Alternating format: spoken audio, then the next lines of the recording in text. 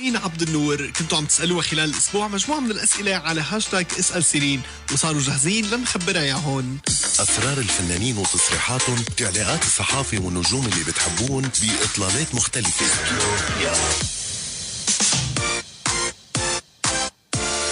ضيفتنا لليوم نجمة وأم وسعادة بحد ذاتها. هي المرأة اللي بتمتلك جمال خارجي مبهر وجمال داخلي بتاخد عليه 10 من 10، ولقب ملكة جمال الروح عند الملايين من محبينا ومتابعينا، وهي الأشطر بحل معادلة ذكاء النجومية. ضيفتنا وضيفتكم لليوم النجمة اللبنانية سيرين عبد النور. سيرين، أهلا وسهلا فيكي على المدينة اف ام ببرنامج ستروبيا. ميرسي يا زينة، كيفكم؟ كيفك أنت ومجد؟ وتحية كتير كبيرة لكل اللي عم يسمعونا. نحن كتير مناح ومشتاقين لك. ونحن بالأكثر. بدنا نقول لك ألف مبروك على أغنيتك الجديدة إذا بدك يعني، اللي قدرت تكون بالمراتب الأولى بمعظم الإذاعات العربية وعلى المدينة اف ام تحديدا. كيف عم تلاقي أصداء مثل ما كنتي متوقعة؟ كثير مبسوطة بالأصداء. طبعا ولا مرة بكون زينة متوقعة نجاح.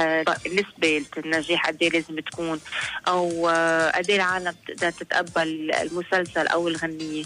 للحقيقة كثير مبسوطة بالنجاح، واشتغلت من قلبي على أنه تكون غنية فرحة بأيام نحن هيك شوي عم نعاني من مشاكل أمنية وسياسية بالعالم العربي كله، والعالم كل الوقت عم تحضر أخبار وتشوف مواضيع هيك ما كتير فرحة. الحقيقة تأصدت أنا ويعني والكاتب عماد فرح، كاتب وملحن الأغنية، وتوزيع رجاء أبي عقل، إنه نقدم غنية فرحة بهذا الوقت. وكمل كمان إميل سليلات المخرج على إنه كمان يعمل قصة مهضومة لنقدم فيها الفيديو كليب. هلا أنتوا رح تسمعونا مع غسان مهندس الصوت، ما هيك؟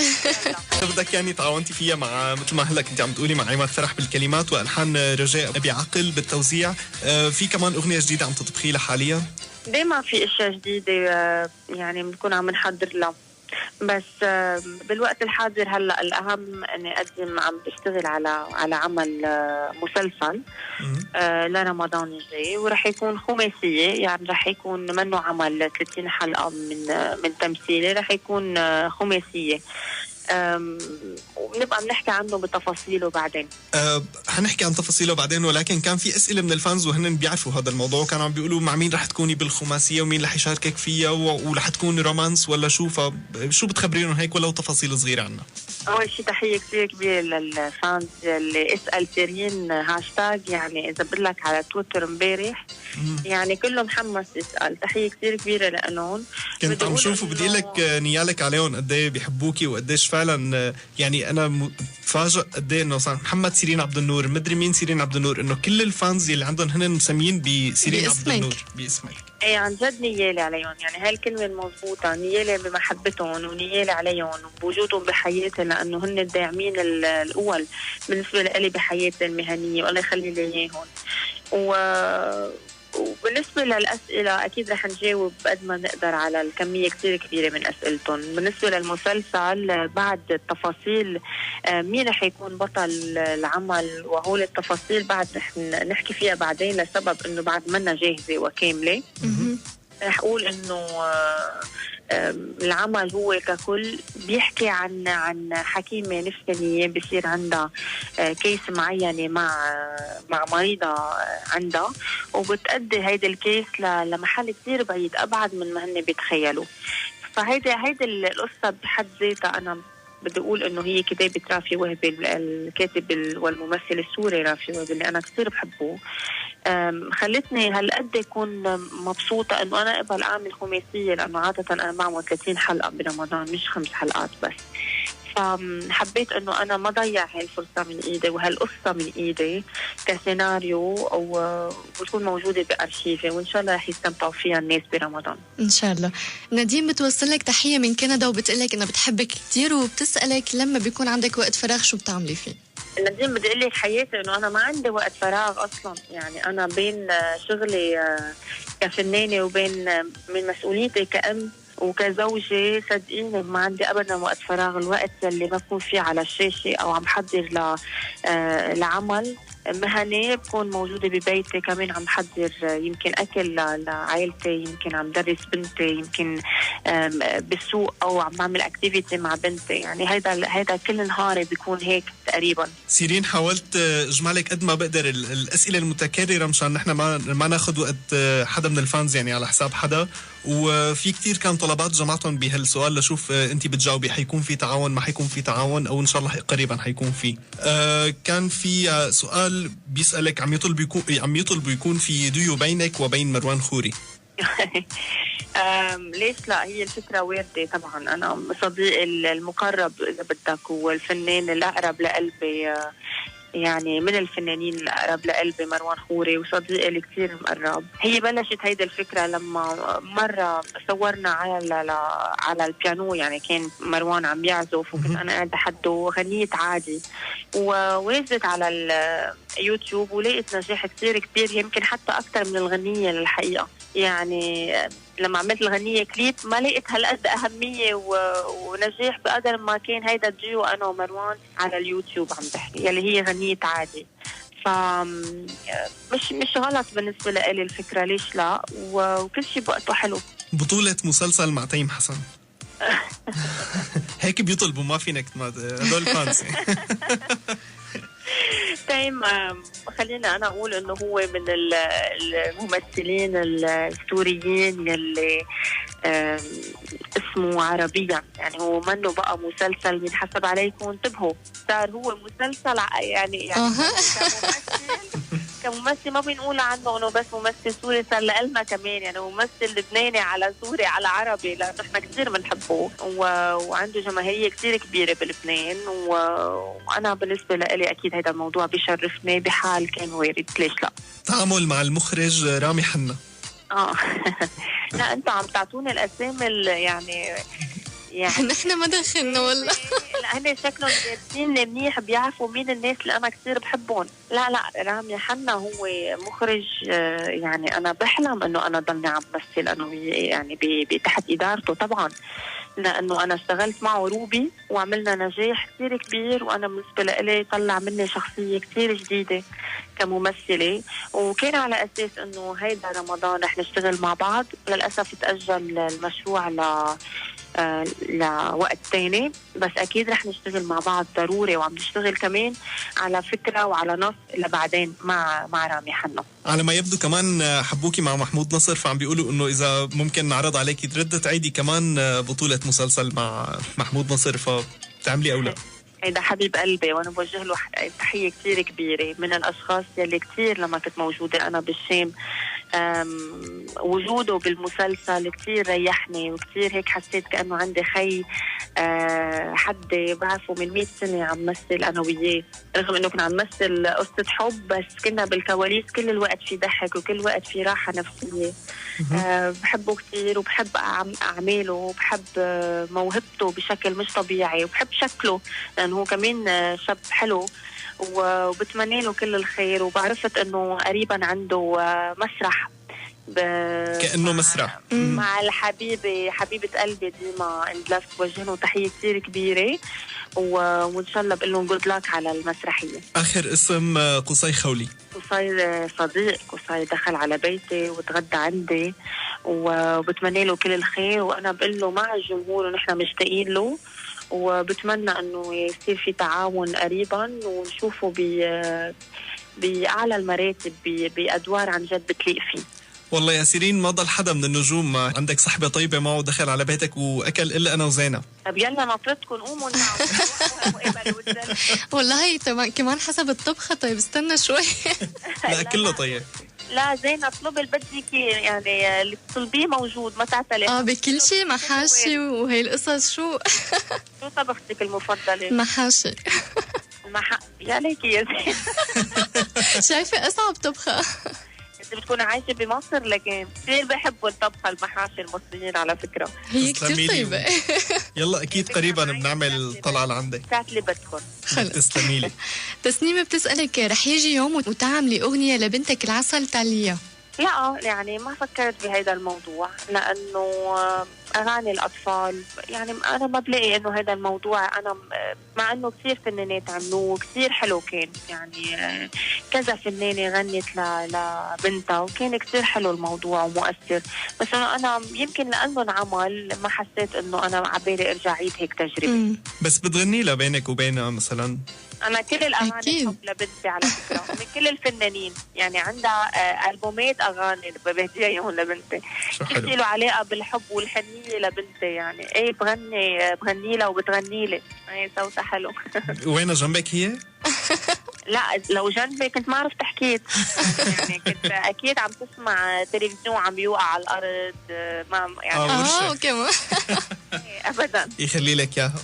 ثانك يو. محمد بيسألك تجربة بلا حدود هل ممكن انه تعاد؟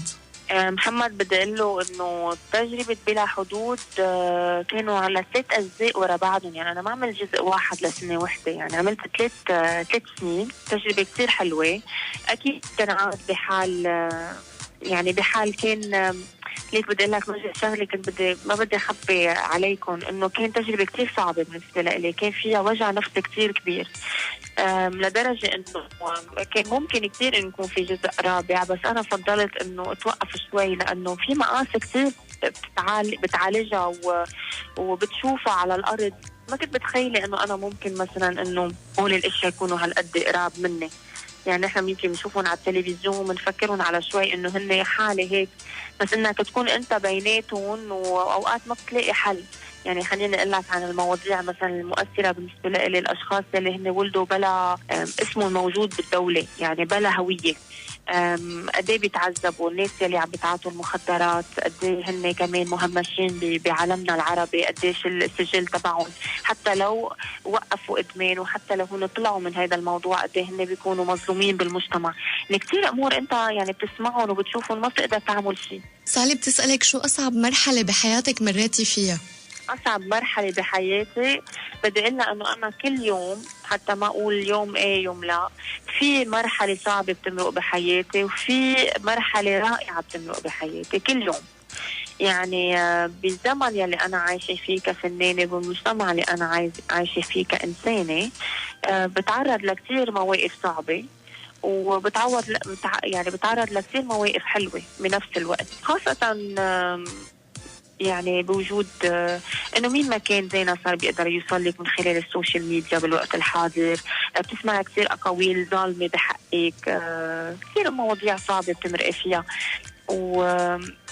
بس فعليا انا حدا كثير بواجه، انا حدا كثير بغض النظر، كثير بسامح، يعني بيقطع اشياء هيك بسمحها وبتعلم كثير من هول المواضيع. في سؤال من خلود بيكمل سؤال سالي، بتسألك شو أسعد لحظة عشتيها بحياتك؟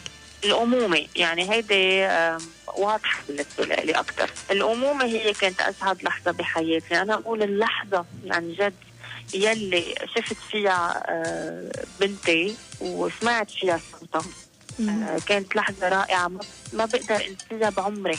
كمان من صفحات الفانز عم يسألوا شو أكتر شيء بتحبيه بحالك بشخصيتك؟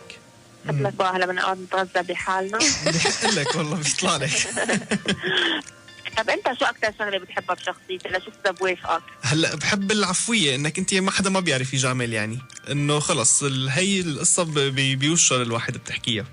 ايه هيدا بتعمل مشاكل اوقات وزينه. انا عن جد يعني لما بتلاقي انه الشخص يعني طبعا ما في شخص كامل اكيد، بس لما بتقولي انه هذا الشخص انه ما فيه شيء ما حلو، كل شيء فيه حلو، فما بتعرفي شو بدك تحكي. حبيبتي ميرسي. انا بس بدي اقول انه يمكن الشغله اللي انا اشتغلت عليها كثير بشخصيتي هو اني انسانه صبوره، يعني هيدي بحبها لانه اشتغلت عليها وتعبت فيها كثير لقدرت وصلت لها، انه انسانه عندها صبر تصبر. رح يكون في عندك أي حفلة أو مشروع على رأس السنة، وإذا في وين رح تكون؟ الحقيقة أنه كان في هيك مشاريع، بس فضلت أنه أكون موجودة مع عائلتي هاي السنة لأسباب شخصية نبقى بنحكي فيها بعدين. بيسألوكي كمان إذا ممكن نشوفك بدور بطولة فيلم أو مسلسل تاريخي.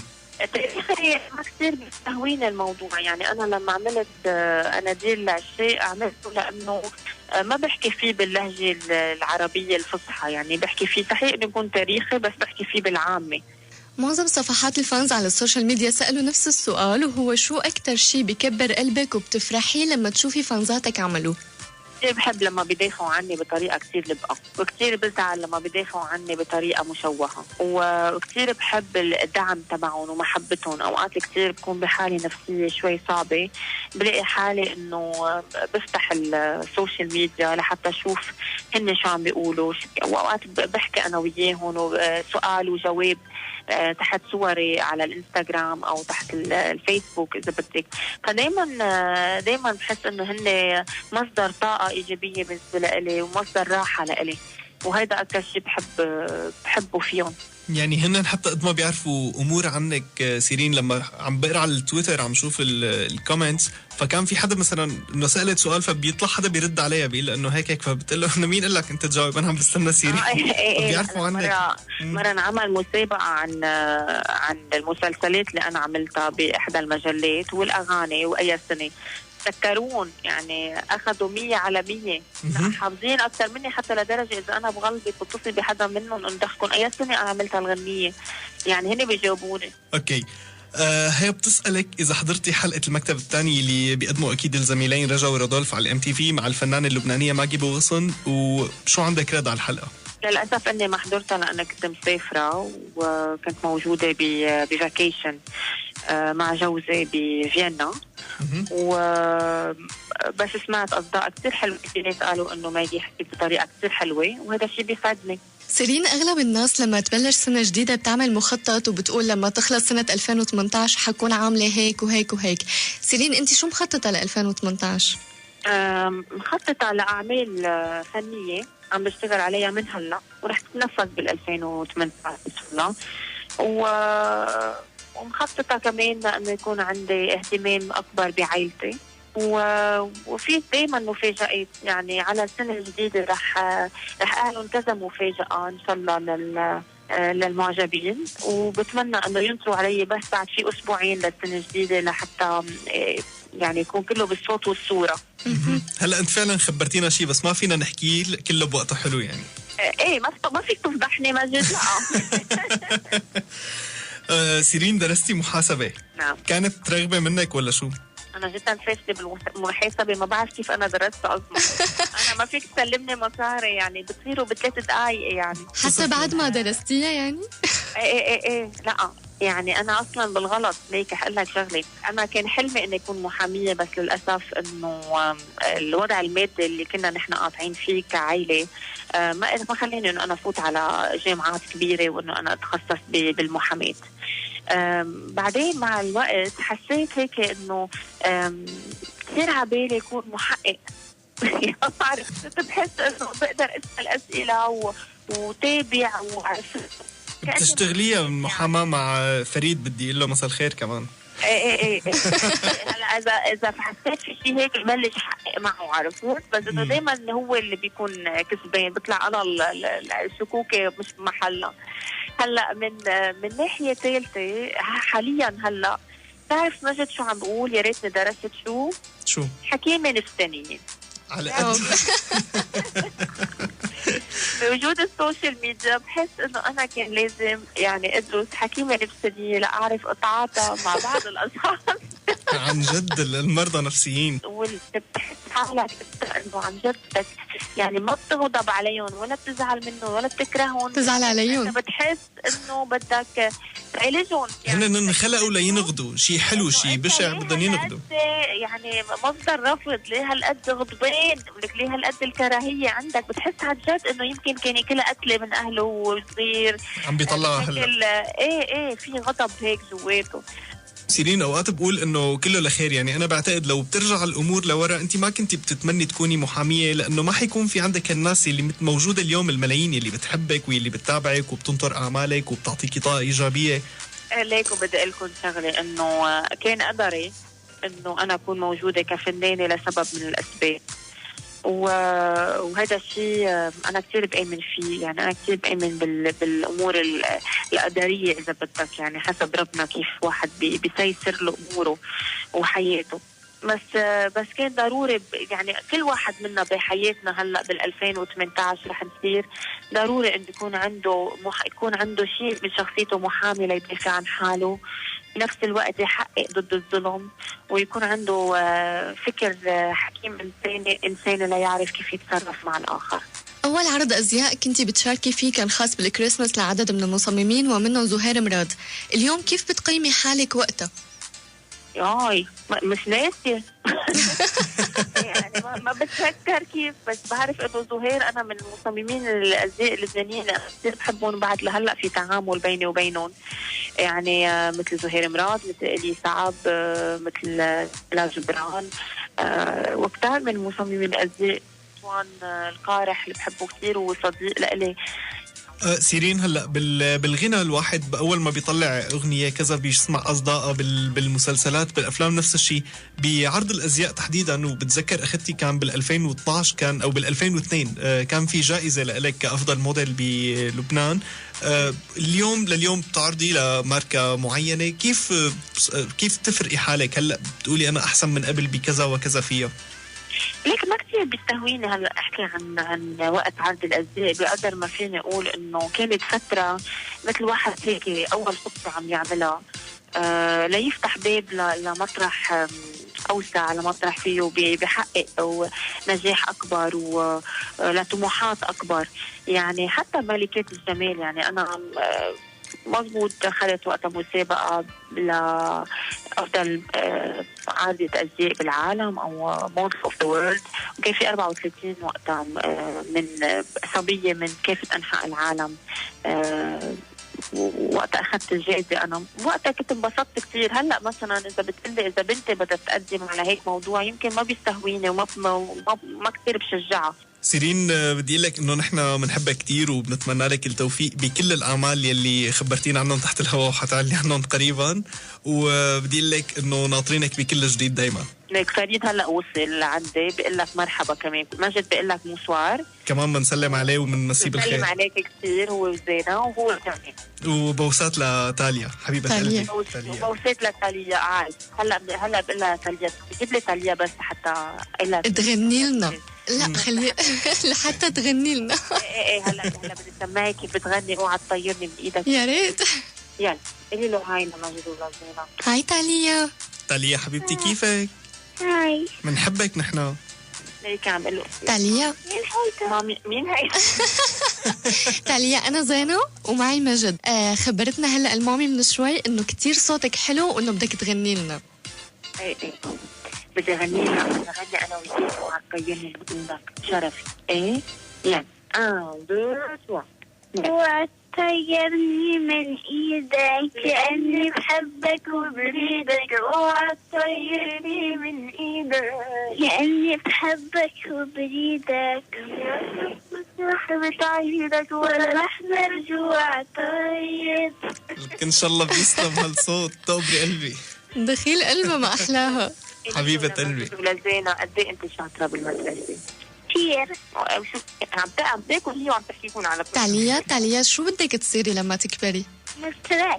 بدها تصير معلمة مدرسة. يا قلبي. المسطرة وماشية بالبيت. الله. بتعلمنا كل الوقت. يلا قولي لهم باي. يلا باي تاليا. باي. سيرين، بدي اترك المجال لحضرتك هلا لحتى توجهي كلمة للفانز اللي سألوكي لجمهورك بسوريا، شو بتقولي لهم؟ للفانز الموجودين بسوريا بدي اقول لهم انا بحبكم كثير، وانا بشكركم على محبتكم ودعمكم، وخاصه يعني بمسلسل اناديل العشاق وصلنا كثير. بتعرف نحن يعني باول ما بلشنا نصور اناديل العشاق للاسف صار في هيك شويه اقاويل وازمه بدخولي لسوريا او عدم دخولي على سوريا. لقيت محبه ما طبيعيه من معجبين وفنانين سوريين بتكبر القلب. عشان هيك انا اجى الوقت انه عن جد علنا نقول انه انا بشكركم على دعمكم ووقفتكم حدي، وبتمنى يا رب بالشام ولكل سوريا كل الخير، لاهل سوريا كل الخير والسلام. بتمنى من قلبي، يعني احنا اليوم فايتين على كريسماس ورايحين كمان على سنة جديدة، ان شاء الله هالسنة الجديدة ما بتستقبلوها غير بفرحة كتير كبيرة، وترجع سوريا مثل ما كانت واحسن.